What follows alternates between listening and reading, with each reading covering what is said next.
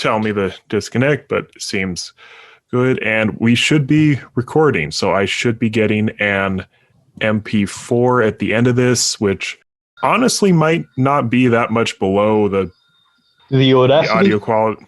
The audio quality of our files, depending. We'll see how it goes. It's a backup thing in case you need it. Like, there's no real necessity to record yourself locally, but might as well. Anyway, Mandy. We've just watched Mandy 2018 with Nicolas Cage by the man of fantastic name, Panos Cosmatos. How did you like it? I have to say, I'm pretty surprised. I actually liked Mandy quite a bit. I was really not thinking it was going to be good. Maybe just because Nicolas Cage was the star, and me and you have watched several Nicolas Cage movies together. It's always been a so bad it's good thing. So I went into this expecting that, and Mandy really turned around on me and ended up being a really good movie. Holy shit. I love Nicolas Cage. Everything he's in, I watch it. But I was so surprised. This not only flew under the radar because it's one of those art house indie movies, but it's also, it's good. It's good. It's a good movie. And it was a good movie. Nicolas Cage doesn't star in good shit. He doesn't do good. He just does funny. And this was funny, actually. Parts of it were hilarious. The only other Nicolas Cage movie that I would say is an actual good movie, even though it's in a really campy way, is Face Off, where there's a Face Off is fantastic. There's a pattern with Cage movies where they always start bad, like legitimately bad. They start painful to watch, and then wrong. We've just talked Face Off. Do you remember how Face Off starts? It the first 20 with Nicolas Cage in a Pope robe, groping a woman and making her devour your face. Sure, I remember Face Off. The first 20 minutes, I thought it just sucked, or it was supposed to be laughably bad. And then once it actually kicked off, Face Off became awesome in a really campy way. But the first 20 minutes or so of Face Off, I really didn't like. And the first 20 minutes of this, I really didn't like. But both of them really turned around. You're like Michi, you're fucking wrong, dude. Face Off starts great. Well, I would never inadvertently give Michi a compliment, but I will say I don't think I'm wrong about that. I love Face Off overall. I just think it really needs to get into the premise before it ends up being good. But this movie starts very slow, and in general, it's Mandy is a slow movie. It's definitely. Is it? Well, do you remember the first 2/3 of the movie where they I remember take their time with every scene, and even then they take time with every scene. The shots are deliberately shot longer than they should be, which I think contributes to the movie being uncomfortable in parts. But it's not a fast movie. You can't argue with that. Possibly cannot. No, it's not I would not say Mandy is a fast movie, but around 2/3 of it is one fight scene. It's fight scene after fight scene after fight scene.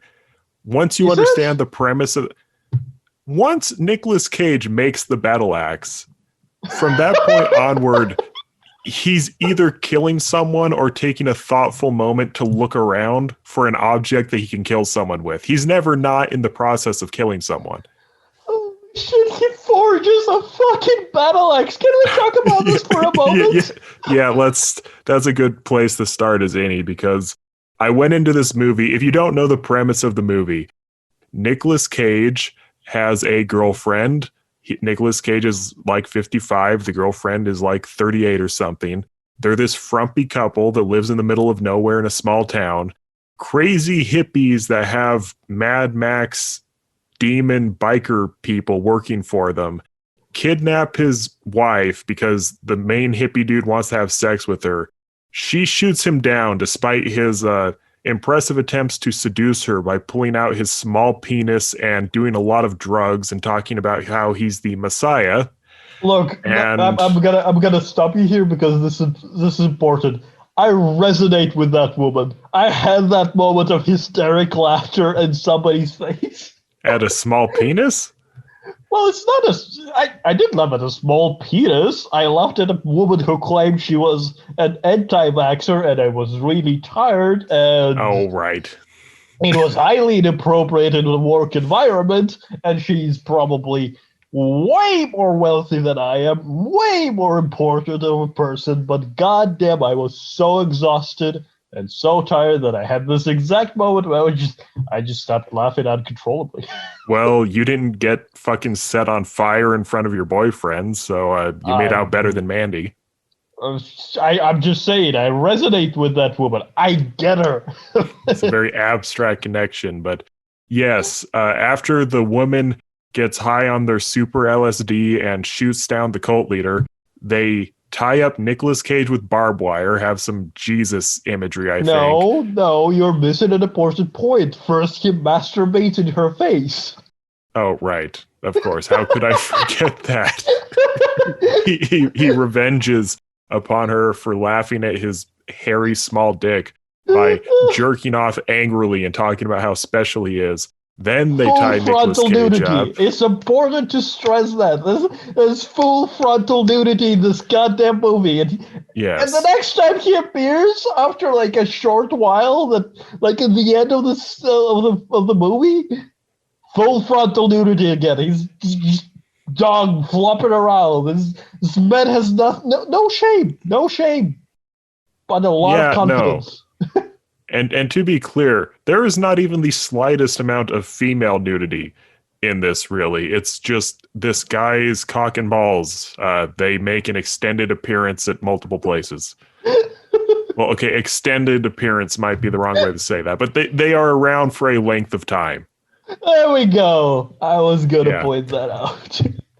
Then, after Mandy is killed, which from Nicolas Cage's perspective came basically out of nowhere with no real information, the only intermediate scenes are, one, he hangs out with his, I guess, former military buddy who lives in a camper and gives him a crossbow, and then Nick Cage forges a battle axe, which doesn't even look like an axe. It's like a fantasy axe where it's all curvy and shit.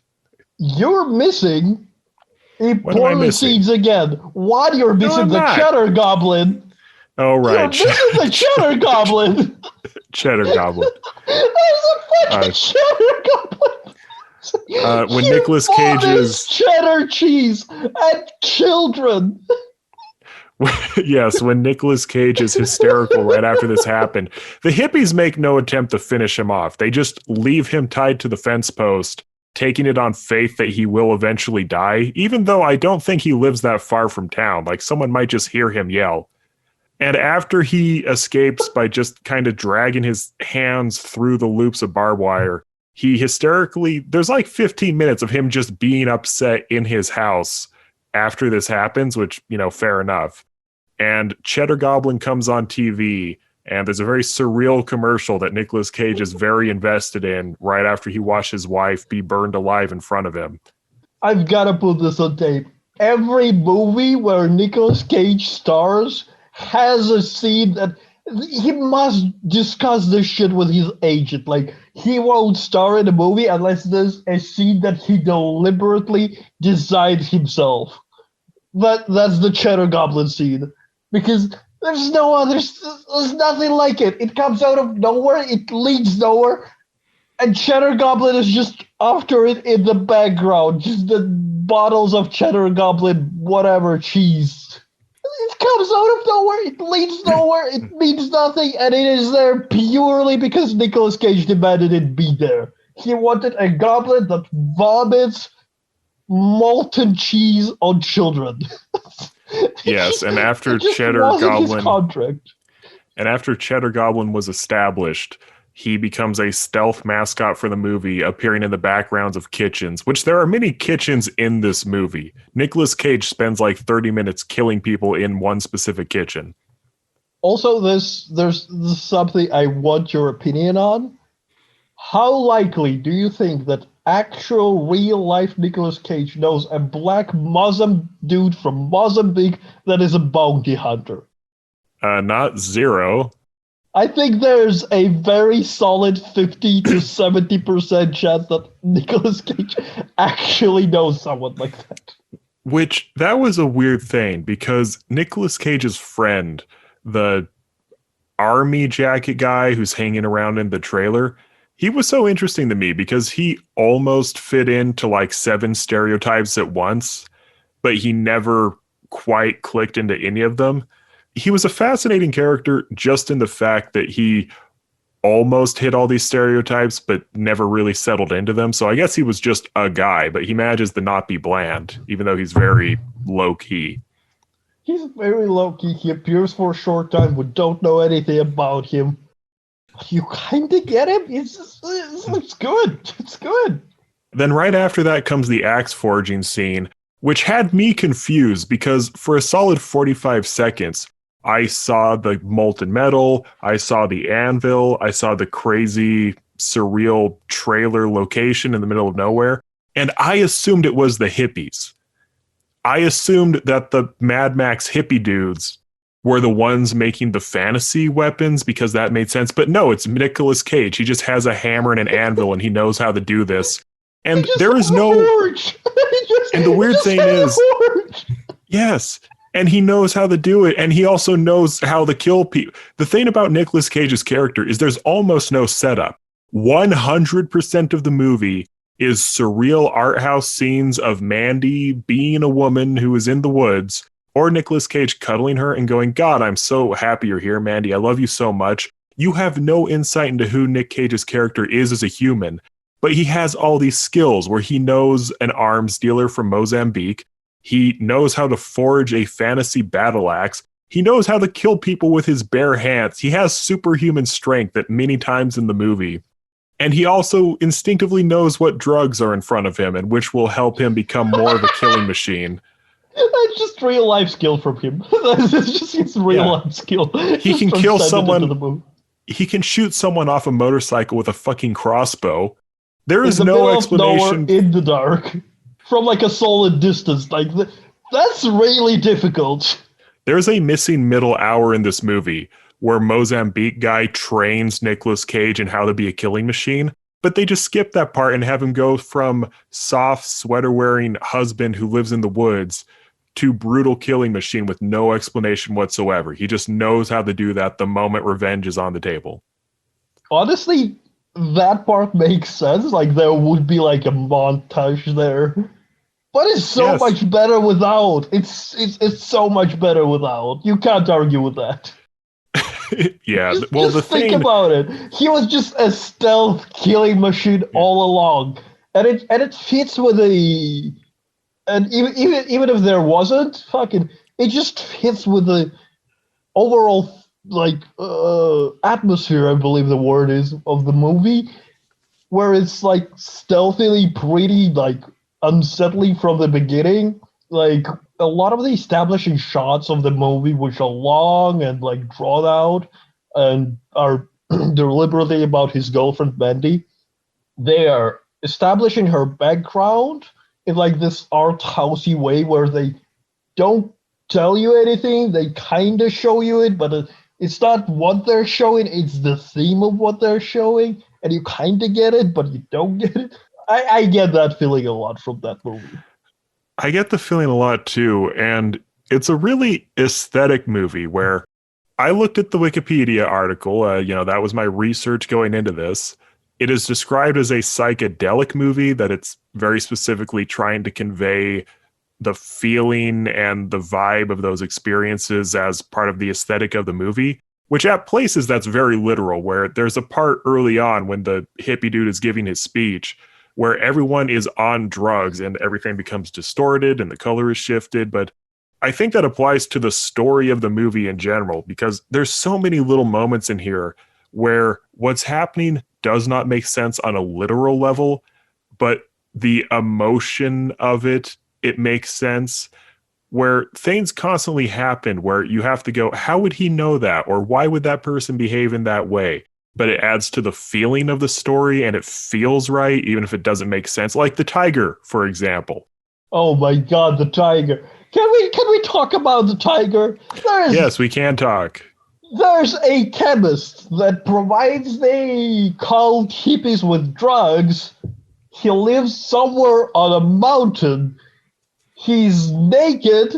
I think he's fascist. And he has a tiger. And the most fabulous lighting system in existence. Why would you just put your lights in a row and have them turn on from the outside, from the inside of the warehouse to the outside every time? It's so highly impractical, and it's amazing. It's like when Neo meets the architect in the fucking Matrix movies. It's But the architect is a drug dealer.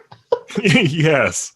And the weird thing is, Nicolas Cage is on drugs for most of the movie, where when he gets to the hippie compound, and he's already killed like half the cast on his way there, but he gets in, and there's a whole sequence of him in the kitchen murdering people. There's a part where he flips over by jumping on a couch, which is probably the best moment in the whole movie because it made me laugh so much. We have to talk about this part extensively because Nicolas Cage goes on a killing rampage after forging a battle axe.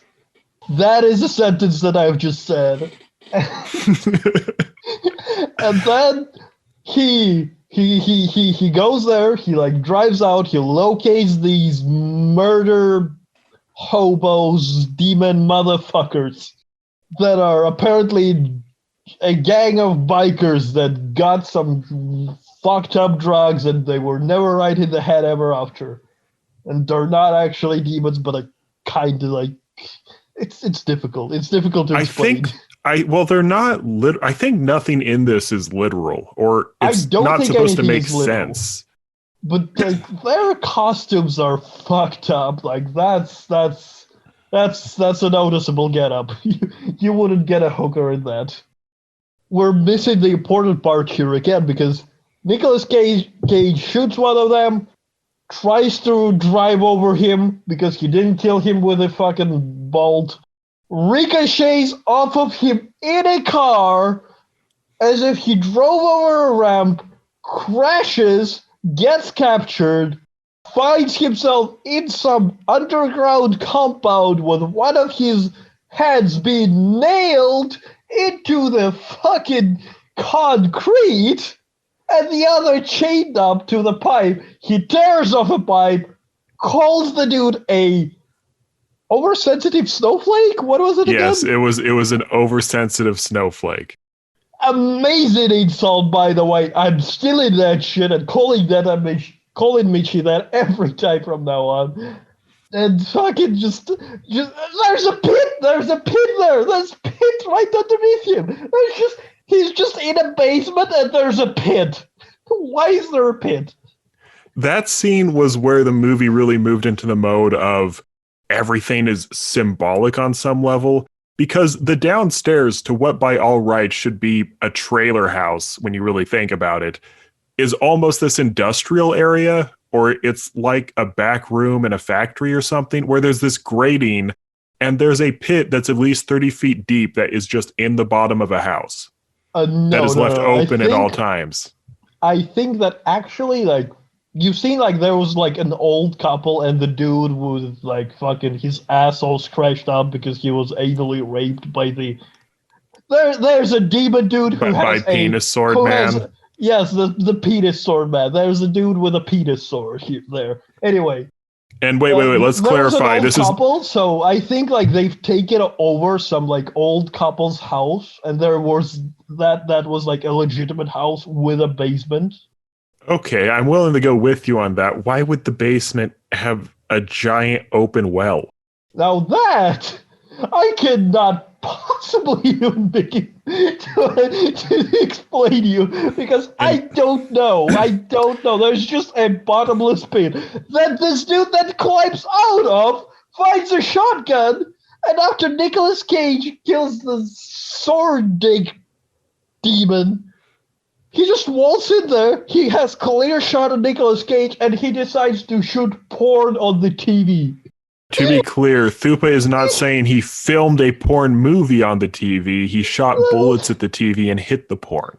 This is an insane movie, all right? It is very difficult to describe it, even in order. My God. And the weird thing about that scene is I really think dream logic is a good way to put it, where this is the part that really got me is Nicolas Cage crashes his car into one of the people, flips it. And by the way, I have actually crashed a car in that exact same way, but I hit a tow truck, drove up the ramp and flipped. Nicolas Cage just hit a guy crouching in the road and did that. And it was something funny, Thupa. You're saying funny shit. Okay, but I actually crashed a car that exact same way, but I hit like a 10-ton object with the ramp. Nicolas Cage just hit a guy that he's already shot, and it happened. And Nicolas Cage loses his axe, gets captured, and then after he escapes, the axe is hanging above the archway of the door as if it's a display item. And then his crossbow he finds in the pantry underneath the Cheddar Goblin boxes. Oh my God, and, right, that was a Cheddar Goblin. And to me, that's dream logic, where the axe at the same time is in the flipped over car, and it's also being hung as a trophy at a random place inside the house, where that is exactly what would happen in a dream, where objects would be serving multiple roles that don't make sense at the same time. Or like how the bottom layer of the house seems so disconnected from the part up top. Because when you see them up top, you would believe it as a trailer house, but then the bottom feels, like I said, like an industrial area. Also, or like a janitor's closet. To reinforce this dream logic idea, right before he starts rummaging through the kitchen, there's a scene where he snorts cocaine off a piece of glass. So, which is the weirdest. He does the drugs for no reason. He just does drugs. It's the middle point of the movie. Might as well be high. The middle point of the movie, the point where he's already killed like 1/3 of the enemies. There's not that many named characters left. And he's getting ready to leave the house, go find the chemist and find more. There are piles and piles of drugs. And Nicolas Cage picks up a bunch of cocaine with the glass, does that, and then he reaches into a jar of what looks like Vaseline or KY jelly, which I don't even know how he knew that was a drug. Holy shit, by the way, that summoning scene where in the beginning of the movie, where called they want to grab this Mandy girl from Nicolas Cage's girlfriend, and they just have a horn, they drive in the middle of nowhere, they play some shit on the ocarina of unholy time, I don't know. And then these bikers appear, take the fat kid for whatever reason. They take the fat kid, and then they just accept their payment and jar drugs juice. Yeah, these are hippies that are being given drugs in exchange for their services, but they're also mythical creatures that you summon with homemade musical instruments and offer blood sacrifices to, where the film is constantly being invaded by the motifs of a fantasy novel. And part of the establishment of their characters, when you see Mandy earlier in the movie, she's reading fantasy novels, and that seems to be a really big thing with the couple, is they enjoy that kind of media. And it's almost framed that way, where when Nicolas Cage takes the drugs, it's almost the vibe of he's stealing the source of the hippies' power for himself. I said earlier, it's like he's Gilgamesh, and he had to take the flowers of the dead or whatever and consume them before he could do battle with his enemies. And Nicolas Cage becomes this mythical creature where you could almost see this as a hero's journey, where he's fighting all these fantasy people. He goes into their world. He imbibes in their mystical sources of power. He fights them in their own dimensions, becoming undead himself and consuming the super drug. And it's all intuitive, where there's no reason Nicolas Cage's character would know he has to do this, but he somehow does. You know what's the worst part? I'm laughing my ass off. It makes sense. It makes sense. Yeah, you could take an ancient epic and apply it to this, and it would make way more sense than any attempt to rationally understand it. It's not. It's definitely not a movie you understand with your Yeah. fucking analytical side. Yeah, it's emotion as a real manifest power in the world. This is just Gurren Lagann without the robots. I don't think they did coke and Gurren Lagann. Okay, this is Gurren Lagann if the robots were made of drugs. My drills will pierce the heaven, literally. Yes. Oh my god. God. Then he just goes to kill the cult after he kills the bikers, and there's a scene where they duel on fucking chainsaws. There's a chainsaw duel. Yes, there's a Chainsaw Man reference in this movie. Nicolas Cage is the Chainsaw Man. I'm fucking dying. Yeah, who would have thought eating citrus while filming a podcast could lead to disaster? Fuck you, it's mandarin oranges. Anyway, That doesn't count as citrus. I just it's not the citrus that I don't like. We'll talk about that citrus later. Anyway, Okay. fucking I just love the introduction to the scene where Nicolas Cage just walks over, sees a chainsaw, looks at his battle axe like a madman that he is, pulls down the battle axe, looks at the chainsaw again, picks up the chainsaw, starts trying to rev it, walks out on the dude. He like looks over at Nicolas Cage, smirks, and just pulls out a bigger chainsaw and revs it immediately. Just And starts we it could- right away. As Nicolas Cage is like, oh shit, just work. Which I will say, that is real. They do make really long chainsaws. Like, I've seen people use them. I don't know why I'm bringing this up, but when I was younger, we used to go up into the woods and shit because you're allowed to just take trees here. Well, kind of. Really long chainsaws do exist, but I don't think the general public is supposed to have access to them. They're dangerous. And you could talk extensively about the phallic imagery, I guess, of the battle of the chainsaws where whoever has Holy the shit. longest one wins. And They were literally measuring dicks there. It was a dick measuring fight with chainsaws. And Nicolas Cage wins that fight by abandoning the chainsaw, grabbing a chain, and then encompassing someone. So you could make the case Nicolas Cage understands femininity, and he used an encompassing feminine weapon to seize control of the phallic masculine weapon. And then he threw the person on the chainsaw, ripping them up and turning them into a giant vagina, which, of course, I have this moment with this movie where I know they're doing something, but I don't know what they're doing because chainsaw, chain. He abandons the chainsaw and he picks up the chain. There's something here. There's something. They're doing something, but I don't know what they're doing, and it's pissing me off. there's a legitimate chance that Nicolas Cage just looks back on Ghost Rider very fondly, and he just likes the idea of using chains as weapons. Oh my god, that would be amazing. That might actually be his last mainstream movie that actually succeeded financially, even though people didn't really like it. Oh boy.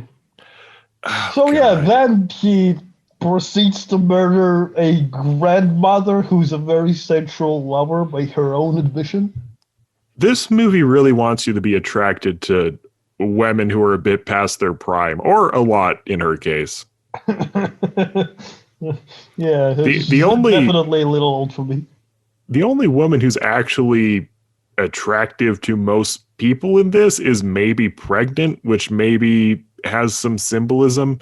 The hippie person, which I said it was bullshit that she got a total pass, where I'm not saying that I would have killed the pregnant, pretty hippie woman if I was Nick Cage, but the fact that they don't even address that really as whether or not she's a part of this, or because she was there for the whole thing. I mean, she probably is a victim, but Nick Cage should have at least thought about it.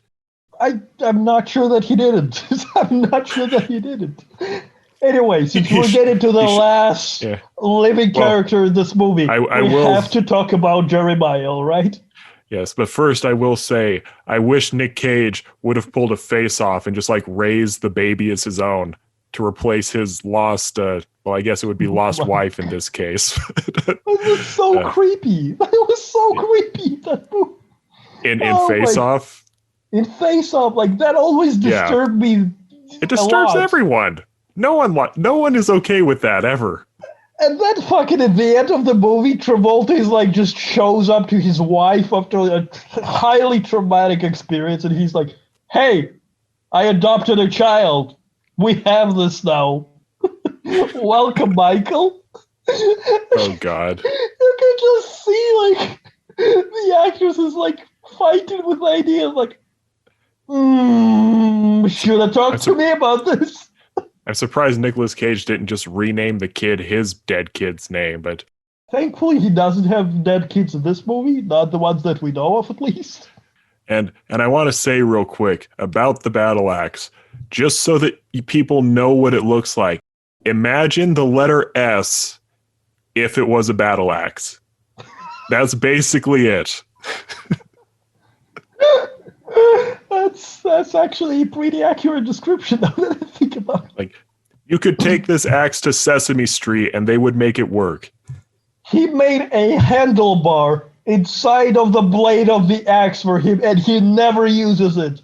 Why is it there? No reason, but it is. Anyway, Jeremiah, we've got to talk about Jeremiah. This man. We have to talk about this. Is going to hurt me, but let's talk about Jeremiah. He's this fucking like washed up musician. Like he in his like rant admits that he was making some kind of music on fucking, what are they called, records? Record player? Yeah, I assume. And by the way, that probably makes him a reference to Marilyn Manson. No, not fucking Marilyn. Charles Manson. There we go, Jesus.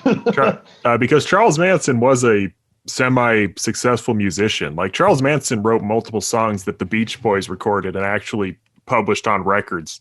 So yeah, Jeremiah records like shitty music. Nobody likes him. He goes fucking insane and starts a cult because one day he starts doubting himself. I assume he talked to a mirror the same way he did in the movie. And then he just became extraterrestrially self-confident in himself and just started a cult. Jeremiah's whole thing is he is this person who had a profound spiritual experience and enlightenment in the midst of a emotional breakdown. Thupa, don't you even fucking start. Thupa's gawking at me with his eyebrows raised right now, for those of you who can't see, which is everyone except me, I guess. And yeah, Jeremiah hurt. Jeremiah's whole shtick is he had this spiritual enlightenment, which he spun into an absurdly selfish interpretation, where his take from it is, oh, God is real, he loves me, and therefore it's natural that I get to do whatever I want, whenever I want to do it, with no consequences, and fuck everyone else. And he thinks he can just grab women off the street, he can have followers that he sacrifices whenever he feels like it. Just an extremely selfish person. And me and Thupa both had some laughs, and in my case, an existential crisis about similarities that people could see between Jeremiah and me. So thank you, Thupa. You said it yourself. I figured if I said it, it would hurt less than if you said it, because you would probably phrase it worse. I most definitely would. But I didn't even think about that. It never even crossed my mind until you brought it up. Yeah. Jeremiah introduces himself with this long, absurd speech about his spiritual journey and where it led him. And I connected those dots to Thupa, and he burst out laughing so hard, I'm amazed we got through the rest of the movie. Oh, I was laughing at the later part of the movie a lot. It's just so ridiculous. It's so ridiculous. He is. Jeremiah is such a good character because he so nails the part where at times when he's talking, you almost want to buy into what he's saying, where at times when he's talking, it seems intuitive, it seems positive, it seems like if you knew this person, you might be interested in what they have to say, but then it always veers at the last moment into something fucking diabolical where it always ends up just being an excuse for him to get laid. He does want to get laid a lot in this movie. Yeah. But what I really like is that he's like super confident cult leader most of the time, but sometimes like this human part of him peeks through. And this is like His especially that as well, but I got the feeling from the scene that he didn't get laid because he couldn't get his dick up. He's just impotent because of all the drugs he does. I don't know, Thupa, but That's me reaching out. But anyway, like yeah, you can clearly see the thing I'm talking about, except his penis, which you can also see, but that's not what I'm talking about. In the last scene of the movie, where Nicolas Cage goes on the murder spree, kills all the cultists, goes underground, finds the granny, talks with her, cuts off her head, and then we like go into this fucking like sanctum. Yeah, like this weird little nugget of cave hidden underneath the church. And Jeremiah is there just prostrated against the wall, going on about how great he is, how everybody else is garbage, how Nicolas Cage isn't worth his spit, and how he can still save his soul. And this is like when he starts about talking about Nicolas Cage and saving his soul, whatever fucking nonsense. Like you can actually see that he's a lot less confident in that part, and he loses it until he's like on his knees and he's like, "I'll suck your fucking dick, man." Yeah, that's the phrase. And then he snaps back like it's a second personality to him. He snaps back and he's like, "I will. You kneel before me." I saw that as him grasping around looking for anything that would work, where he tried the blundering "I'm so special" thing, and then he had a moment of this isn't working, and so it just immediately clicked, oh, I'll be really pathetic and start begging. Then when that did not get him anywhere either, he snapped back into his normal mode of, okay, I tried the other strategy, it's not working, so I'm going with what usually works. I saw that as him just desperately cycling through personality traits, looking for anything that would change Nicolas Cage. And nothing did, because Nicolas Cage is a being of pure determination by that point.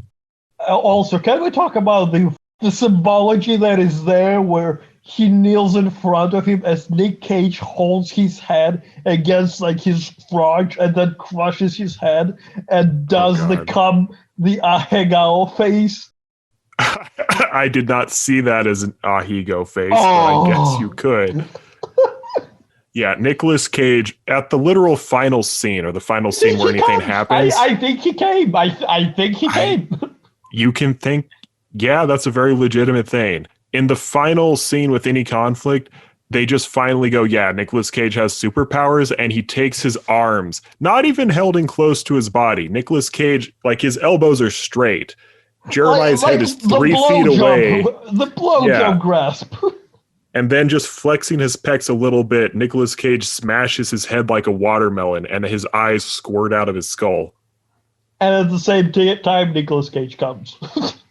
Yeah, I get, there is, every single part of this movie is dripping with sexual symbolism or crazy shit. Or not even symbolism. A lot of the time it's just openly sexual shit. But yeah, coming back to Jeremiah for a second. Jeremiah.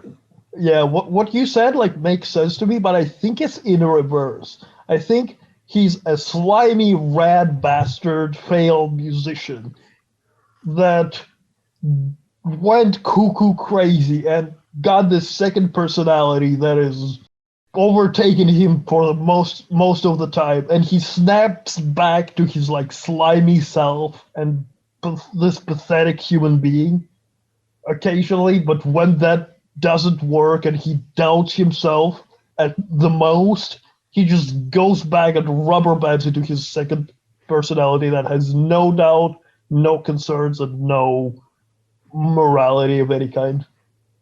Yeah, I wouldn't argue with that. That's a pretty fair way to portray it. I will say about Jeremiah, one thing that's interesting about him is the idea with horror a lot of the time is it's a mix of attraction and revulsion, where it's something that normally you would find appealing or feel compelled to interact with, twisted into something that is terrifying and unpleasant, where something can just be scary without being horrifying. I think the horrifying element is when there's that lingering feeling of, I'm supposed to see this as a good thing mixed in there. And Jeremiah's whole thing is he had a spiritual epiphany that there was a version of that which could have went so well, but it was twisted into something selfish and destructive. And Thupa is fucking making faces at me again. Yeah, I know, Thupa. We everyone knows I'm kind of talking about myself right now. But oh, and it was really fun. This was a fun movie to watch, by the way, 2 days after one of the most intense psychedelic experiences I've had, where I actually thought I had went insane at one point. So Holy that shit. was just Yeah, I need to hear about that in more detail because I know you were doing cactus. You were doing cactus. yeah. When I look at a cactus, there are two things that I think about: desert and a plant on my fucking window. I don't think about doing drugs when I see a cactus. How did you come to this revelation? Well, mescaline Also, this is also an important question. Was it the quenchiest? No, well, it quenched my desire to ever eat a cactus ever again. So, 6 out of 10 on the quench scale? At least an 8.5, probably That's a a good. 9.7. That's very good. That's very. It was very quenchy, much like Soka. Yeah, that. To be clear, my experience went well, but it took a lot out of me. I attempted a mescaline experience a while ago. This was the first one that actually led to a powerful transformation, and I was pretty fucking weird after it concluded. So still some lingering emotions about that. And we watched Mandy, which is described as a psychedelic movie, and the way everything attaches does feel like that, where a lot of it is symbolic and stuff. And a thing I would say is psychedelic in this way is a lot of the ideas blend together in a way that isn't exactly rational, but it feels like they go together, like the fucking tiger and the chemist and the fucking axe teleporting and being in multiple locations at once, where things aren't separated into clean categories, but everything is where it's supposed to be at the same time.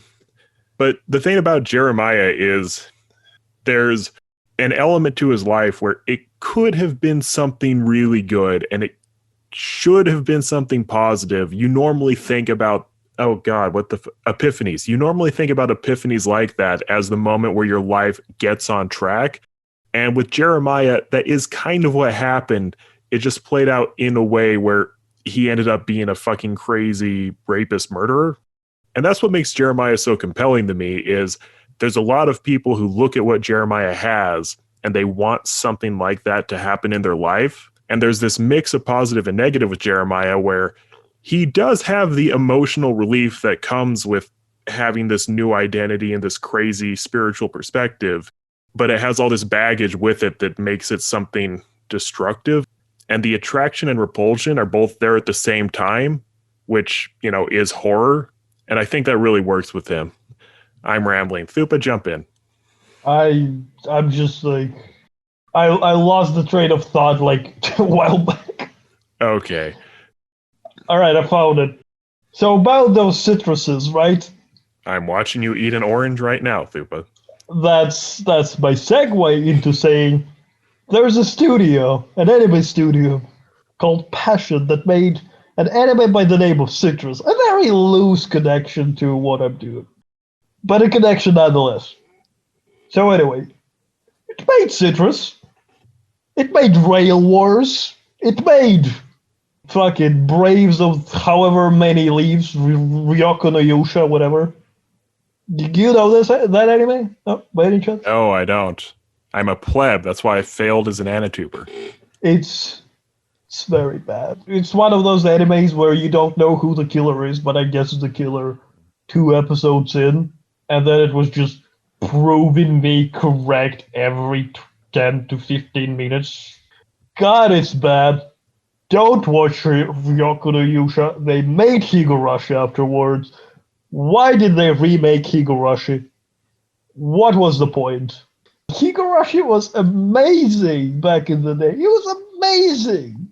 It was such a good. It was on my top 10 list a number of times. I don't know how many. It's kind of cycling in and out there, but it's fucking great. It's a good horror story. It's a good horror anime. It is very graphic. And it has solid plot twists. It's just a solid anime. It's great. So, they make Higurashi Nonako Koroni, Nonako Higurashi fucking whatever, go. It's go. It's go. Go. Go. Go. Go away with that fucking anime. They started not good. They censor the fucking killing scenes. They accentuate boobs. It looks like every other anime. This is actually a probably controversial point, but the fact that they updated the visuals made the ugly as fucking sin old ass anime so much more memorable. Those memeable faces are good. These faces just look like every other anime, and they are forgettable as shit. They don't look very expressive, and they are boring. The moment where I lost any faith in this anime ever being any good was when I was watching it on a fucking 9 anime, where they tried to parody the arc with not Shion, Mion, and the subtext goes full fucking commie subs on us and just goes around her cleavage. Oh boy, that anime is disappointing to the point of no return. It's a train wreck I need to familiarize myself with just so I know never to watch any of the shows by this studio ever again. So how are you doing, Green? Well, I'll summarize. You heard it here, folks. Mandy is a bad anime. Actually, Mandy is a good anime. It has like those animated scenes with Mandy in what appears to be hell. And they're good. They're good. Yeah, they're actually there are animated made. sequences in this. Not very many, but they do add to it. It's like a Kill Bill thing. Yeah. Mandy is a better anime with Nicolas Cage than Higurashi no Nakukura and Go. Better say the visuals about Mandy, actually, because the visuals are a big part of what makes the movie unique, where sometimes it's annoying. I'll say right now, there are many times in this movie where if you are a sensitive person, which I sometimes am, it is legitimately painful to watch, where there are flashes of light and there are oversaturated colors where it hurts your eyes or even makes you a little nauseous to look at it if you're someone that affects, which again, I am. Sometimes it really works though. There's very saturated colors, very psychedelic landscapes. They fuck around with the color balance in very subtle ways in places. There is a big visual element. I assume Higurashi does not have one. That was a little weird, Thupa. We were talking about Mandy, and then you did like a 6-minute talk about Higurashi. I need to get this on my chest. I hold like the original series in very high esteem. It's not on my all-time favorite list anymore, I don't think. But it's definitely like a solid 7 or 8 for me. And that's a rare that's a very high ranking for me. I'm very critical of anime. And they just took its legacy that was already not very good and they just drag it through the mud with their fucking oh my god, that fucking anime. I legitimately had to take a break from watching anything after that. Like the thing that I watched after it, anime related at all, was us two just shitting on the first episode of Redo of Healer recently, like a week ago. Yes. Which I don't know what's going on with that because, Thupa, real quick, are we moving on from Mandy now? I think we've said enough about Mandy. Like That's it's a fine. good movie. It's not for everybody. It's very art housey. Go watch it. It's 2 hours. You will Okay. enjoy it probably. For those of you who don't know, Redo of Healer is an extremely controversial story.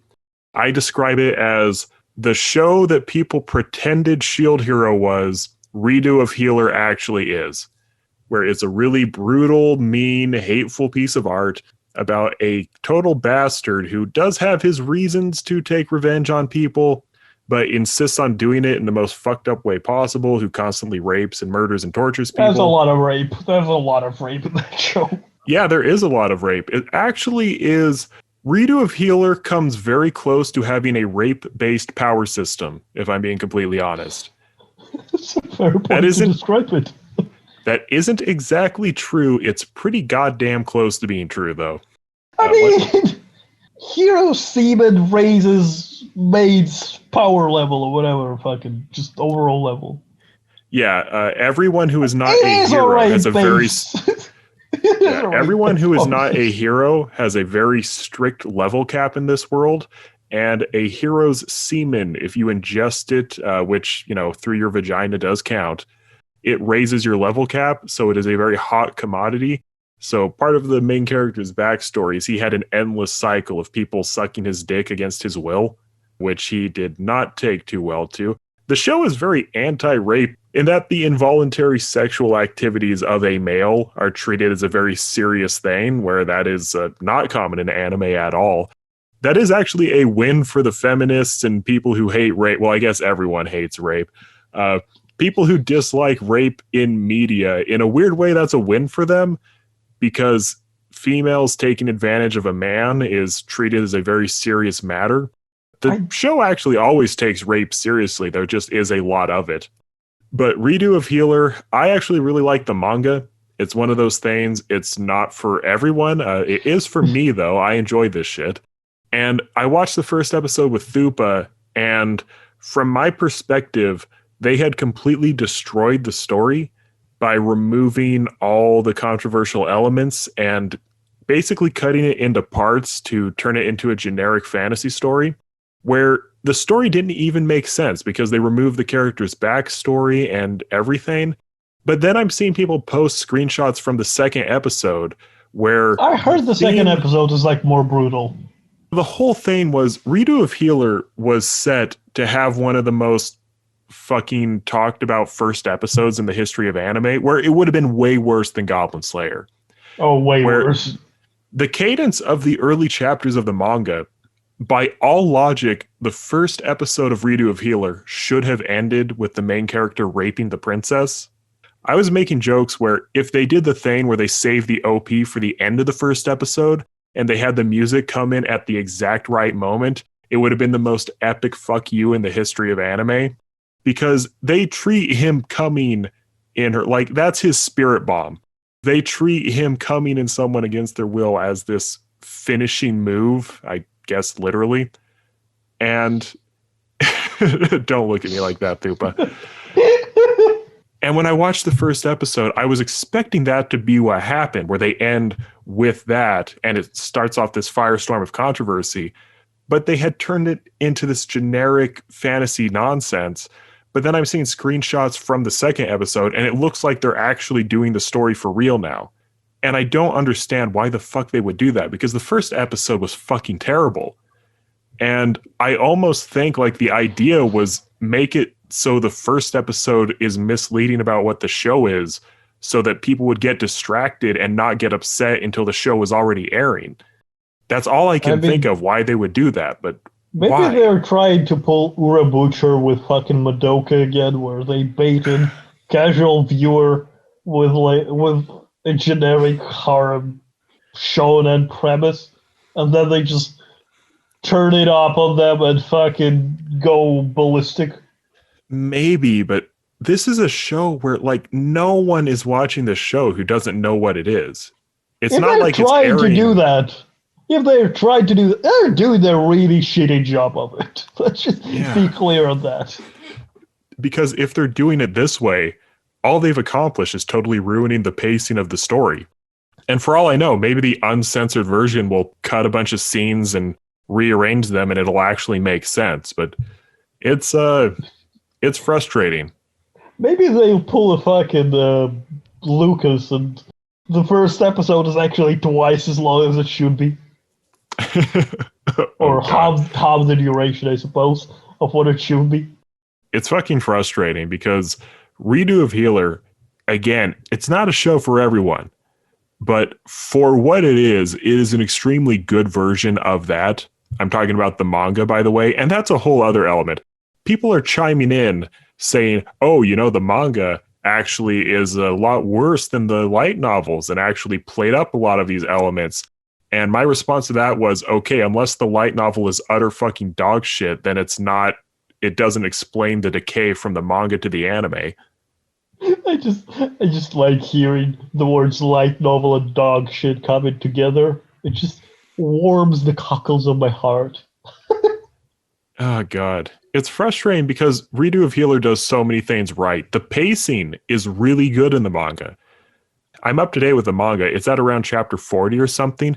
He's taken out around 3/4 of the potential enemies. The story, by all logic, should be moving into its final stage pretty soon. It had a very high pace. It didn't drag things out. It manages to be entertaining and surprising. The scenarios and the ways that characters fight each other are interesting. It's not JoJo level or anything like that, but the conflicts are interesting in their mechanics. It manages to be really fun with the characters. Thupa's doing some JoJo poses. The manga has a lot going for it, and it's a shame that the anime is not going to be good at this point, I think, because even if they're doing it properly now, I think the pacing is probably shot to hell. And they're going to have to do more of this weird censoring nonsense going forward. Shut the fuck up. Okay. Did you just say pose? It's called a stand, you dickhead. You're not, unless you're counting your fucking orange peel pile, you did not just manifest a stand. The thing they do with their hands are called poses. The stand is the fucking energy beam that emanates from their psyche. Look, it's not my problem. I cannot summon a fucking beam out of my eyes with tears. Shit. Yet you contradicted me. Well, yeah, that's what I do. Do you not know me? How long have we actually known each other? Actually, like 9 months, something like that. Fucking, you never explained to anybody what kind of dickhead I am. Talk about me. Prostrate before people. Thank you. Thupa is an asshole who sucks shit and everyone hates him. And yeah, that summarizes Thupa. That only summarizes my work career. Thupa is a Russian troll. He's one of those evil people who got Donald Trump elected. He tried to do it again, but failed because Joe Biden heroically put a stop to that. No, I was trying to elect Joe Biden because the memes just were better about him. Getting back to the topic of how anime is horrible. Great segue. Yeah, there is Wonder Egg Priority, or Wet Egg Pussy, as a lot of people call it. And, oh my god! And that is good. It's really well animated. The character designs are good. I'm just not getting super invested yet because I'm not sure if the story is going to be there, or once I understand what the conceit really is, I'm not sure if it's going to work, but it's a good show if nothing else. I don't know anything about that show except the fucking egg beam. What is it about? I told you to watch it, motherfucker, and you didn't listen. I specifically told you you will like this show because the girls are cute. You did, but I had work. Yeah. Not wet egg pussy. Wonder Egg Priority is a show that is a series of surreal dream sequences. I think they're literally dreams where these young girls, like these middle school girls, are playing this game where these weird mannequin people give them an egg, which they break, and then they enter this surreal dream sequence where there are monsters and manifestations of the person's trauma fucking with them, and they have to fight and help protect the person. And there's the implication that if they do this enough times, they'll eventually get the power to return a lost loved one to them, someone who died or something like that. It's very surreal, and what is literally happening is not always clear, at least not yet. But the production is really good, the animation is really smooth, the character designs are really pretty, and a lot of people are liking it. I'm not super invested, but I am watching it because it is one of the few good shows to come out in forever, it seems. I'm horrible with names. I'm trying to think of that fucking show where a girl dies and everybody tries to come together. Anohana, Fucking yes. which I have not seen, but I do know You about haven't? it. There's so much shit I haven't seen. I'm a fucking fake ass, bitch ass motherfucker who doesn't actually watch anime, Thupa. If you're loud enough and confident enough, and you have the microphone, you're correct. That's how YouTube works. Yes. I just need to get louder, apparently. And yesterday I watched episode 4 of Mushoku Tensei, which is like the first show I have really liked in around 11 months. Basically since the winter before the winter that we're in right now, which was the best season ever and is never going to happen again. Talk to me about this one as well. Like, I heard the name, but that is as much as I know about the anime. I don't even fucking know what it means in English. Oh, fuck. I think it means jobless adventurer, something like that. It's an isekai? Really? Yes, it's an isekai. Really? This is the thing about Mushoku Tensei. It is an isekai. It has all the trappings of an isekai. It, in many ways, is just a stereotypical isekai, but it's a really good one. And here's the Thupa, don't you fucking look at me like that. Here's the thing about Mushoku Tensei that makes it interesting. It came out in the early 2010s. The isekai wave that we're in right now, a lot of those light novels were inspired by early ones, including Mushoku Tensei. So it was actually written before the tropes got all stagnant and shitty. So a lot of the tropes that became oversaturated, yeah, Thupa? It was written in 2010s, or it came out as an anime in 2010s? No, it's coming out as an anime right now. Oh, it was written almost 10 years ago. I like the TV tropes page, Unbuilt Trope, where the first couple stories to use a trope won't be used to it yet, so they will explore the consequences and the inferences you can make more earnestly because they're not used to it just being normal. And Mushoku Tensei is like that, where it uses a lot of the stupid light novel tropes, but it explores them in a really thoughtful way, where it's not just a given that this makes sense, where the concept is there's just a loser, piece of shit, 40-year-old who gets kicked out of his parents' apartment after they're dead. He tries to save someone who's about to get hit by a car, and he is very openly a complete piece of yeah, I know. Listen, Thupa. And the thing is, he is a complete piece of shit. And he is someone who allowed an early trauma in high school where people really bullied him and fucked with him to ruin his entire life. And he basically wasted his entire life. But here's the thing, Thupa. They actually fucking do something with that. And they make him an interesting character because of it. where he is reborn as a baby in a fantasy world. I know it's a fucking baseline isekai concept, but he is born as a baby in a fantasy world and he retains all of his memories from his previous life. But part of that is he also retains all of his trauma and he also retains all of his faults and foibles and being a shitty, lecherous loser of a human being. And he is a little kid in the first few episodes who is learning magic and swordsmanship from his parents and stuff. But what makes it interesting is he has the supernatural maturity of having all these memories of being an adult and knowing how the adult world actually works that lets him constantly one-up his dad, manipulate the people around him, get what he wants. But he was also an antisocial shithead who was not good with people. So he constantly fucks up in that dimension and dealing with people emotionally and doing boneheaded, stupid stuff. He's a literal man-child. Yes, he is.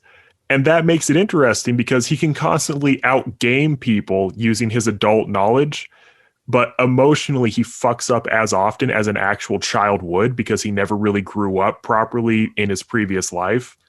And like the trauma he had from his previous life carried over, and they find little ways to play these characteristics of him off the characters around him that are so fucking interesting. I think that's something that'd be interesting to watch. You and did a good DM pitch. And here's the thing. The animation, in most places, it's pretty limited. It has some really good animation in places. And it has some really good character designs. Well, I like Higurashi. Animation is not quite on the top of my priority list. And like, here's an example of the relationships they do that are so fucking cool, where he just loves his new mother. When he first comes in as a baby, he's like, oh my God, there's a pair of sexy titties right in front of me. This is fucking awesome. Then he realizes like, oh, that's my mom. I probably shouldn't get too excited about this. And he just loves his mother and they have a great relationship because the mother is a magic user and he shows a lot of talent for that. And she's just overjoyed. And he loves having an older woman in his life who's supportive and nurturing. And his relationship with his father is really bad, where his father's kind of a dipshit and the kid is way smarter than him. But the thing is, he ends up talking to his father for real for emotional advice because his father is really good with people. And so his father is constantly feeling put out that his kid is super mature for weird reasons and never seems to come to him for fatherly advice. But then eventually the reincarnated guy fucks up his relationship so much, he actually starts kind of going to his father for emotional insight, and they have a real father-son relationship that way, even though the kid knows on the inside I'm 40 and I don't really see this guy as a parental figure. And they keep finding little ways to pull nuance out of the situation like that. And there are cute waifu characters that you would like. You know me too well. I have a soft spot for... You would love Roxy, the 12-year-old tutor in magic that he gets in like the second episode.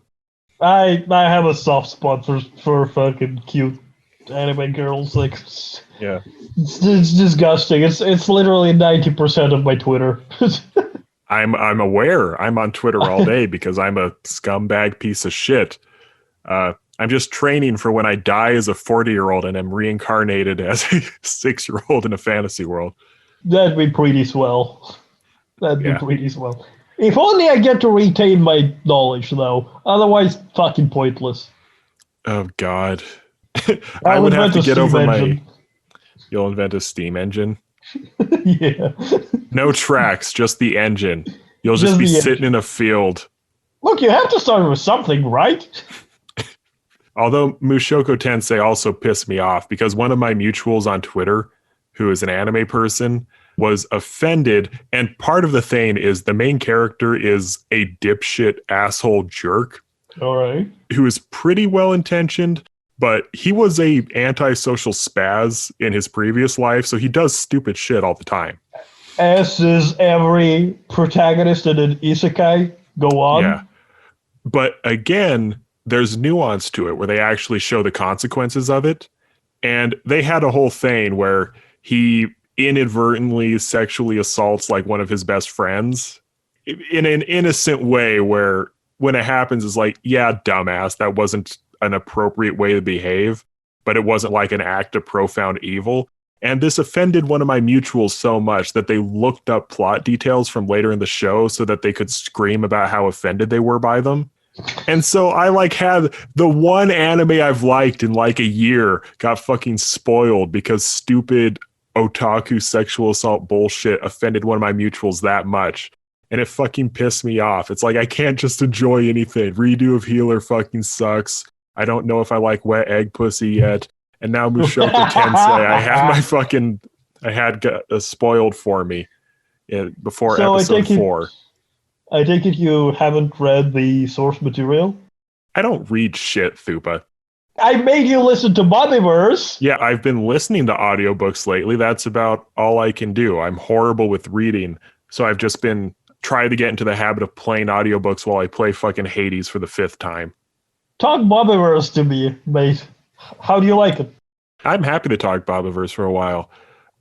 For everyone that knows, Bobiverse is currently it's a trilogy of books. I think it is going to have more books though, right? There's a 4th one, but I think it's final.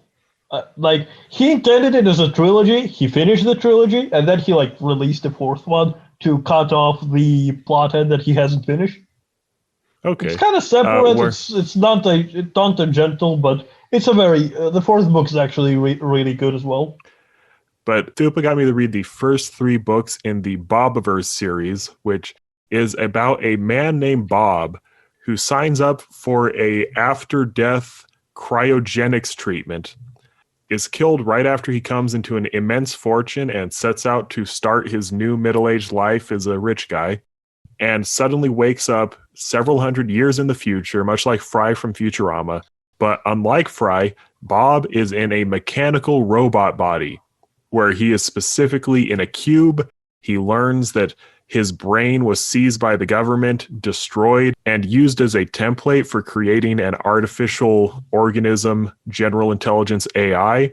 So Bob wakes up realizing that he is not biological, he is actually a copy of his original self, and that he is going to be put into a von Neumann probe and shot out into the galaxy to produce more of himself and send back useful information to the human race. And that is the premise of the original part of the Bobiverse. Thupa, would you like to say something introductory about the Bobiverse while I urinate? It is fucking incredible. It's so fun. Like, here's the thing with a lot of sci-fi. It's very highbrow and very high concepty, where if you look like the classical sci-fi novels, the concept of main character is used as a vessel for the high concept and the ideas of the overall grand narrative, where the character is a vessel to get you from one plot point to another. This is like a modern sci-fi series where the main bulk of the story is around the adventure of the character, and while there are a lot of these high concepts, they're explored to a fair degree, but it's just a lot of fun. Like, it's just generally a lot of fun. I've read through a shit ton of Warhammer and a godly amount of 40k, and compared to this is just like a light breeze. And there's so much nerdy shit in these books. Like, Bobiverse is nerdy as fuck.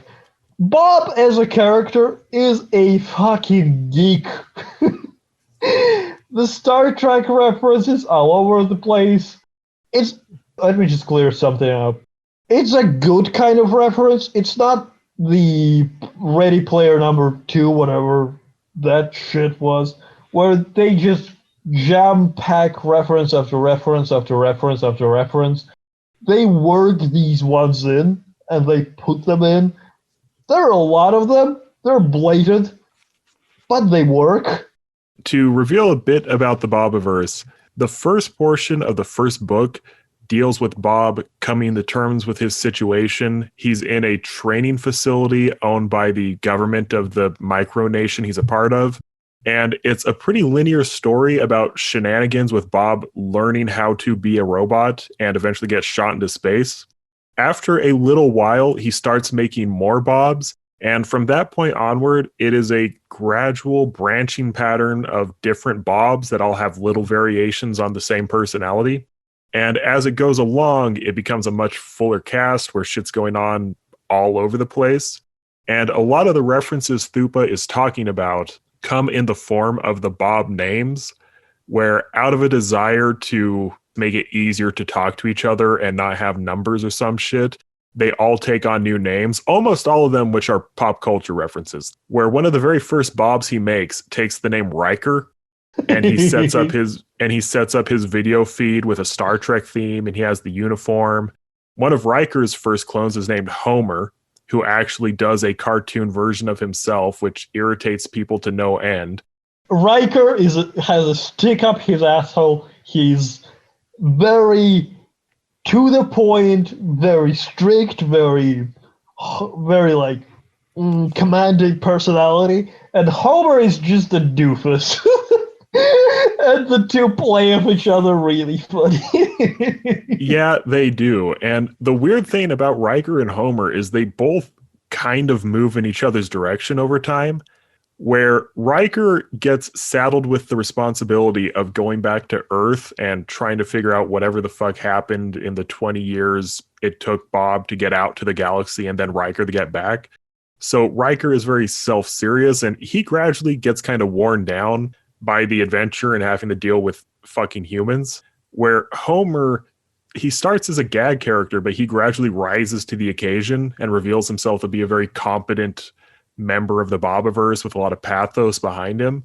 And the way the different Bobs all kind of break down and adapt to their different circumstances was one of the more interesting parts of it.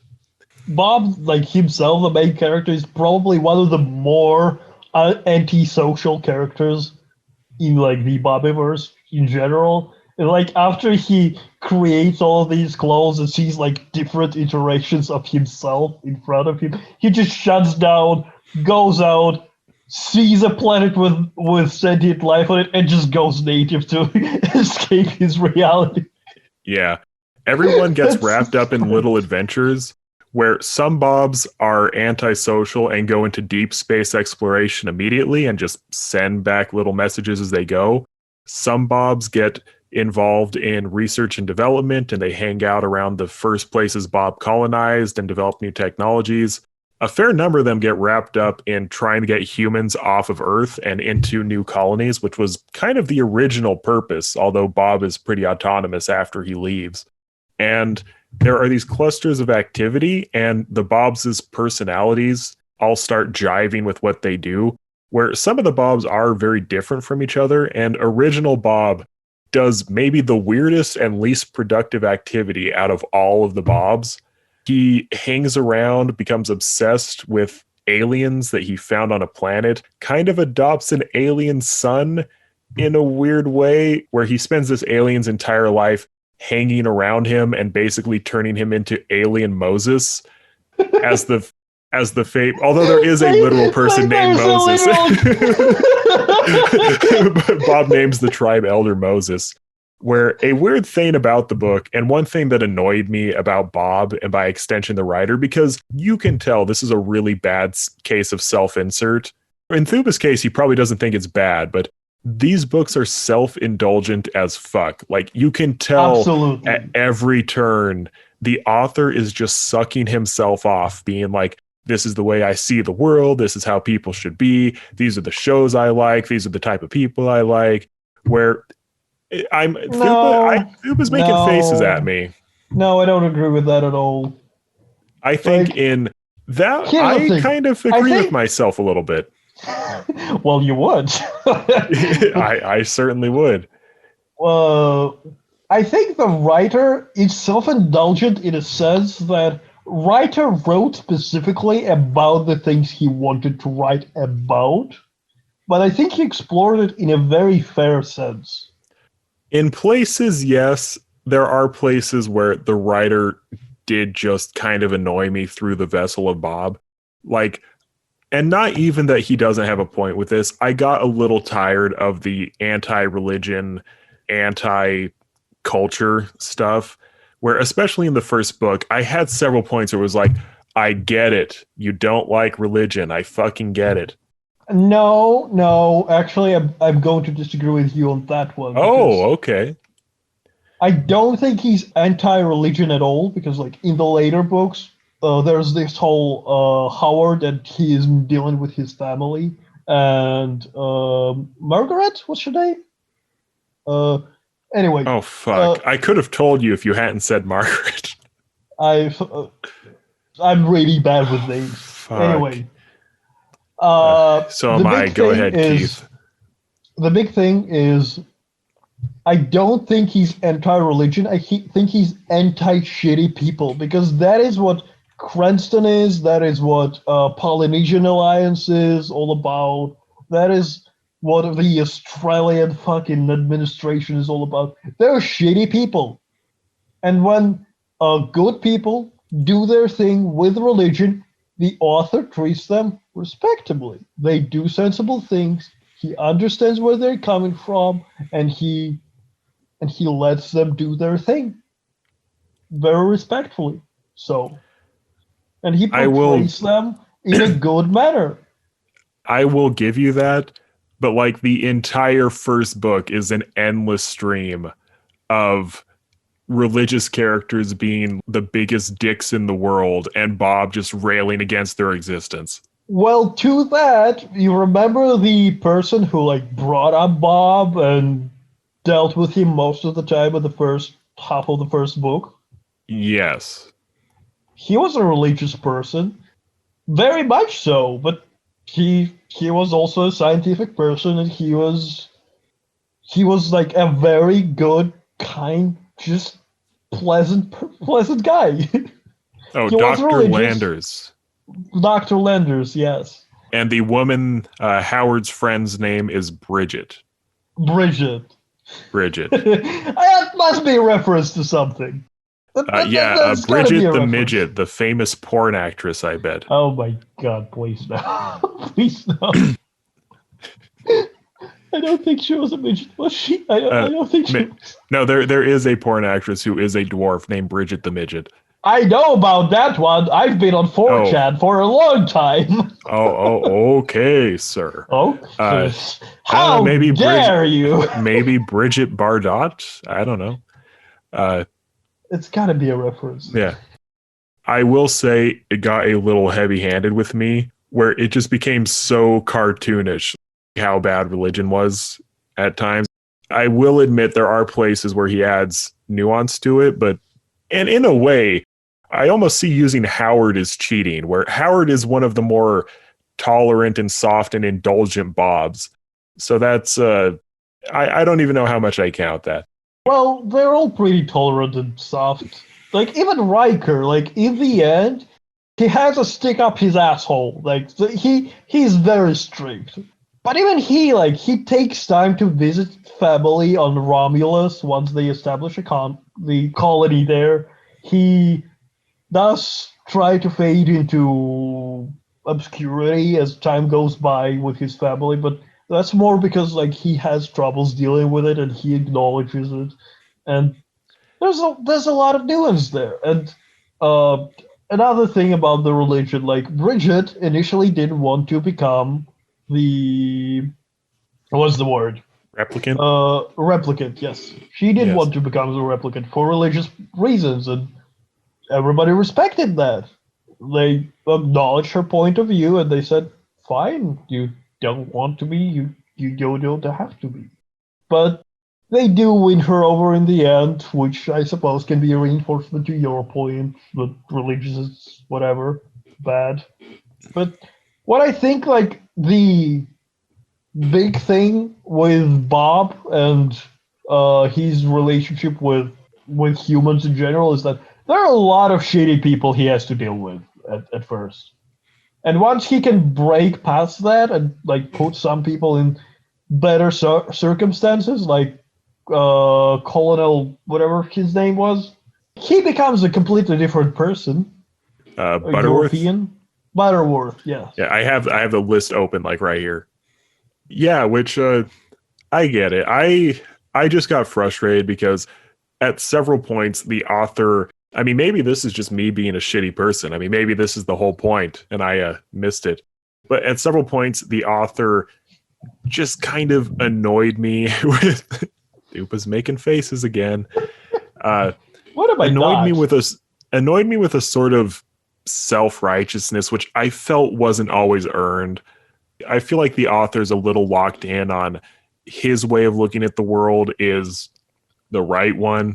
And I feel like he can be a little preachy without really thinking it through.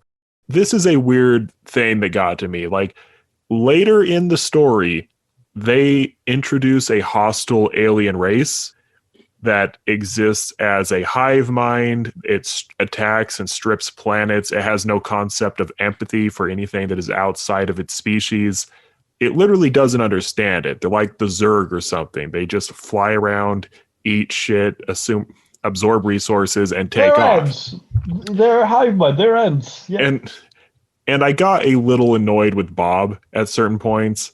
Of he took this attitude with them where at times it had a self-righteous tone where he was saying stuff like, no, they've killed too many people. We're not going to let them get away with this. We're going to just have to take these guys out. And I kept finding myself thinking, it's kind of silly that Bob is projecting human morality onto them in this way, where both the humans and these creatures are the way they are because of evolutionary forces that neither of them really chose. Where I think it's totally legitimate for Bob to go, okay, we're going to kill these guys because we have no real other choice. It's us or them. That's all we really have here. So we're going to kill them. But Bob had kind of this moralistic tone talking about them, which I really didn't get, where it's like, Bob, this is like getting moralistic about shooting a tiger that's eating the chickens out of your yard. You know what's It's actually pretty funny? Is that in the fourth book that comes to bite him in the ass big time. Oh, okay. Yeah. Like, Pav are fucking pissed with mobs. They hate them. The Pav are weird because the Pav are another alien race that Bob tries to save. He doesn't do a great job of it, but it's not really his fault. Where the Pav are a race that they're empathetic with each other, but they're very transactional. They don't understand the concept of charity, really. Like, they take care of the ones of them that are right next to them, but Pav don't do anything for free. So the concept of Bob helping them with no expectation of recompense is completely alien to them. The Pav are sort of a middle ground between the more human species Bob encounters and the crazy, vicious Zerg alien things, where the Pav don't really understand human values, but they're also beings that can be reasoned with and understand compassion on some level, where Bob can't get through them, but they're also not hostile. I kind of like this. Well, they are kind of hostile. They're pretty isolationist. I think isolationist. Anyway, I like how the concept of an alien is like pretty well defined in the series of books where aliens feel like aliens because they don't understand certain things that we just come as granted to us, and vice versa. Yes, that is a good part of it. Even the Deltans are a pretty interesting thing where Bob 1, not original Bob, not even original replicant Bob, actually, when you think about it, but the main Bob, the main character through the thrust of book 1, he spends most of his time in the books hanging around with this planet of this alien race he calls the Deltans, where he has found a primitive tribe of humanoid-ish type creatures that they're basically what humans were right before they developed serious technology, where they're not that intelligent, but the smarter ones among them can make basic tools, and they hunt in groups, and they have clan structures. He finds a species that are right on the verge of heading into the technological age, and he babysits them, and he becomes kind of a eugenicist, trying to get this one really smart teenage member laid constantly, and he eventually succeeds, so good for Bob. But the Deltans are very interesting because Bob basically sees them as human in terms of their emotionality, just really brutal and really violent because they live in a pre-democratic world. Primitive. I would say Yeah, primitive is a better word than cruel. like they're basically portrayed as human hunter-gatherer groups would be, where they have human emotions, they just don't have human technology, and they're not quite at the point where they can develop it yet. Oh my god. When he goes into like fucking insult war with Fred in the second book, Oh yeah. it's so funny when he's like, this is not fair. I have over 2,000 years worth of media references to Yeah. lean back on. I will give the writer credit where he does take the piss out of himself by having Bob inadvertently become a god to a primitive group of humanoids, and it blows up in his face fucking horribly. The sky god Bob. Yeah. Although I'll give credit to the Deltons, like after Bob basically destroys several dozen miles of coastline by sending bolts of lightning from the sky, they got right in Bob's face and told him, fuck off, Bob. We don't want you here. Just leave. Like, you can kill us if you want, but we're not going to talk to you. Which I had a lot of respect for the Deltons, just like being so upfront with, from what their perspective is, an omniscient force. Yeah, Yeah. they were pretty great. Yeah. You read anything else? I don't read, Thupa. God damn it. I'm a couple hours into Manufacturing Consent by Chomsky, which What the fuck? it is a That classic. sounds like a rape apologist kind of dream. I mean, kind of. That's actually funny. Chomsky is a leftist professor who's really big in those circles. And Sounds like a YouTube channel. No. Chomsky's old as fuck now. He's been active for like 60 years. I'll be back. Go on. Oh, okay. You can hear me? Okay. Manufacturing Consent is him and a group of compatriots doing a really comprehensive study of the media and finding patterns in bias. Thupa, were you actually able to hear any of that? Why did you tell me the talk then? To fill the space in the podcast. Okay. Well, anyways, the thesis of the book is that media consolidation and it being integrated with other corporate structures, which themselves are intertwined with governmental structures, has basically resulted in a situation where it's just a given that even if no one is giving orders to do this, news stories will be so heavily filtered and biased with what is covered and what is not covered and the tone it is covered in before it gets out to the public that the government can basically assume on an automatic filtering of perspective on what information gets out to the people, where they always have this credibility and large corporate interests will reliably be protected by the way the media covers things. It's basically a very deep examination of the way media has changed over the last several decades in a way that is friendly to shadow ops by governments and actions which are unpopular with the people if you ask them directly, but which never seem to actually come up in serious political conversation. And it's Chomsky complaining about how leftism never seems to take hold, partially because the media is so unhelpful in how it frames issues. Part of it is Chomsky being very political and butthurt, but also part of it is, yeah, that seems like a very sober examination of this is why the world is this way. I am becoming more of a lefty with time in ways. I'm not very ideologically left, but I'm becoming much more left in terms of concrete policies I want. And I've become just cynical enough about democracy at this point that it was like, yeah, I'll read Manufacturing Consent, this book that people constantly refer to in those circles. Fucking you Americans and your politics. You Americans and your holding on to the delusion that democracy exists. It's not even that. It's just you own all the social media platforms that are fucking popular or good. And you talk about your politics fucking constantly everywhere. And so everybody else has to fucking be aware of them. Well, it actually does matter for the world at large. I don't care about your president. I Well, mean, our president kills a lot of people in other countries, so it makes sense that they know who it is. fucking didn't kill anybody here. Yeah, not.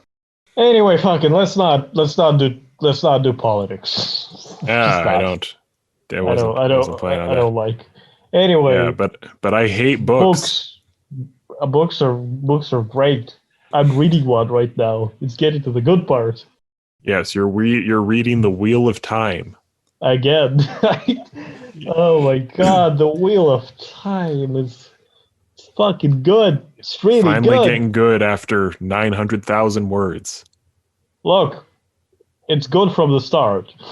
The Wheel of Time is an epic fantasy, and an epic fantasy it's a slow burn. It just has to be.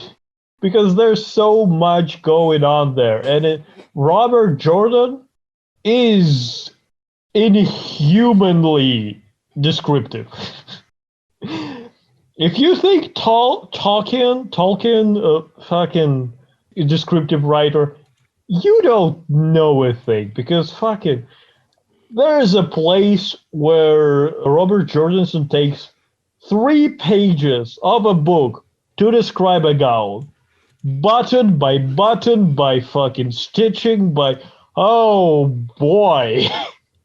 He wants you to know how people look, how they act, and why they take the actions they take, and he does it, and he's not sparing for words at all in the process.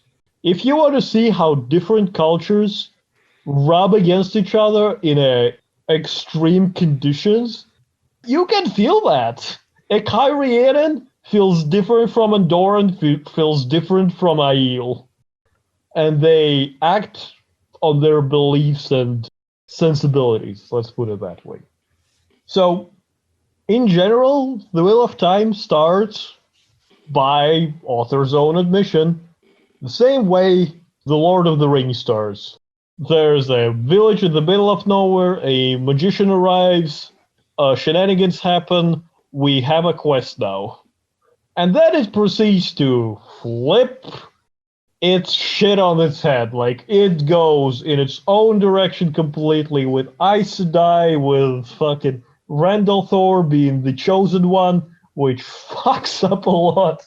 When you pick a shepherd and tell him, yeah, dude, you're the chosen one, he's gonna make a lot of mistakes considering he's now basically the most politically important piece in the entire world. Unless he is King David from the Old Testament. Oh, trust me. Oh, yeah, I King guess he David, fucked up a lot too, actually. King David fucked up a lot as well, yeah. But The Wheel of Time is full of characters that are complete wangrods. They're dickheads to the extreme, but they're so great. They're so likable still. Rand, his whole thing for the first like half of the series is that he wants to get better at being politically savvy and he needs to be harder. Like that's his driving motive for a long part of the series. And like right now in the 6th book, he's like openly can walk up to his friend and say, "You are my tool. This is where I need you. If you think you don't want to do it, I will make you." Like he's a dickhead. But inside, he struggles with it a lot. He works through it a lot. He's hurt more than anyone else by his own actions. There's so many layers to everything that happens. Like, Matt is the character of sacrifice. Matt is the character that says, my friends are in the Stone of Tear.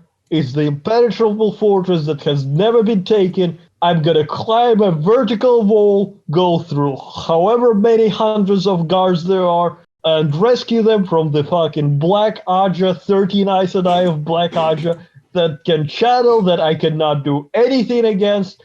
This is a death sentence, completely, but they're my friends and I'm gonna rescue them. And despite that, he's a dickhead because he's like, well, Rat needs me, I'm gonna fuck off! I don't want to do that. Fuck all y'all. I'm going away. It's fucking amazing. He's the best character in every book. He's a gambler. He's like, oh, I have extraordinary luck. I can bend the pattern of the universe to my needs. I'm gonna gamble myself a fucking fortune. He's amazing. Another thing with epic fantasy in general is that these authors, what they nail best is the trauma of the characters. And the trauma is not something that can be a short-term payoff. It's a long-term payoff because you get traumatized as you go along, as Rand comes to terms with his power, that the male part of the source is corrupted by the Dark One, so he's inevitably going to go insane. And everybody looks at him expecting him to fucking burst into flames and destroy the world anytime, at any moment. And that's something that Ren has what am I trying to say? Come to terms with. That's something he has to come to terms with. It is the traumatic scenes. It is the world and characters being ripped asunder and being tested on what they stand for. Look, The Wheel of Time is a commitment of time that is unreasonable. It's 13 books long. Every book is ridiculously long by itself. That's why I want to get you into Stormlight Archive, because it's as good, if not better, and it's just less reading. And one of the main characters is probably just my favorite character in media in general. It's Kaladin Stormblessed, which the books pretty much start with from the get-go on. And my god, is he fucked. Oh boy. He is one gaping wound of a person. It looks like Stormlight, only 4 of the 10 books are out, right? Yes. That makes it a lot less intimidating. That is one thing. And another, it's actually starting to close out because the way Brandon Sanderson wants to write Stormlight Archive is the way he has written Mistborn, where it's going to be in sagas. And a saga is like a series of books in a series of books that is going to be complete for this time period with grand narrative of its own. And then the next saga is going to start and it's going to feature different characters in the same setting, in the same world, but at a different time period, far removed, further or backwards. I assume like further. JoJo's. I don't like JoJo's. I don't like JoJo. You don't like everyone likes JoJo's. I don't like JoJo. I like fucking Japan. I like their ridiculous stance and take on the Western media. I like their shenanigans. I like English, but I just don't like JoJo. My only successful video was on JoJo. And fucking, I don't like JoJo in general. There's an alternate timeline where I made more, and there's an ultimate timeline where I like JoJo and am a fucking YouTuber myself because of it. Like if somebody came through the door, I just yelled commands at them. Nothing much. Oh yeah, I'm sure you rule the fucking roost, Thupa. I mean, it's a child. I ruled the child. I'm older. Okay. I have more power. You have longer arms. It's unfortunate. We're going 2 hours now. Yeah, we've been talking for a while. Oh fuck, I was gonna say I've also been listening to True Hallucinations, which is about Terrence McKenna, who is role model with the drug thing and he's dead now, but one of the psychedelic guru people. And True Hallucinations is about him becoming a part of the world and becoming who he would be for most of his life, where it's about him, his younger brother, and various other 20-something hippies in the late 60s, early 70s, I think, going down to the Amazon in search of hallucinogenic drugs and gradually getting sidetracked on wacky misadventures where they did a fuck ton of mushrooms and thought that floating balls of light were UFOs that were talking to them. And they tried to get the primordial memories that were copied on their DNA into three-dimensional space by getting high and screaming sonic waves that they thought would create interference patterns. It's basically about them getting really, really, really fucked up and just having constant crazy ideas for weeks on end. I was gonna say that, yeah. Although it's annoying me because Terrence sometimes believed in himself way too fucking much. So the audiobook is recorded by him and is filled with all sorts of nonsense where he has wind chimes and he does sound effects based on what he's talking about in the story. And it's really, really annoying and hard to listen to, but it is important to me potentially. So I'm trying to chip through it, even though the production is pissing me off. And that's my life. Production? What does production have to do with it? The production decisions. Oh. Like if he says there were dogs in the backyard, he will play audio clips of a dog barking while he's reading the book. Oh my god. The book is just bogged down with stupid bullshit like that because he did the audiobook completely himself. And sometimes he plays trippy, high-pitched whistling noises and shit. It's a lot. Yeah, I've seen a couple of those audiobooks. It really doesn't add to the experience, I think. No, it doesn't. And with me, because I have kind of a noise sensitivity thing, it actually pisses me off in places. That's another thing why you should read Stormlight, or at least listen to Stormlight Archive, because it's read by Michael Kramer, and he's fantastic. Okay, that's right. I couldn't imagine doing that job. I think we are done with the recording now. But audio recording is so fucking hard. The idea of me trying to audio record my own fucking book that I'm writing is horrifying. But that's why I don't do that. And Thupa, because script delivery and talking is such a weak point for me, that's why I'm moving away from videos towards podcasts. So it all makes sense.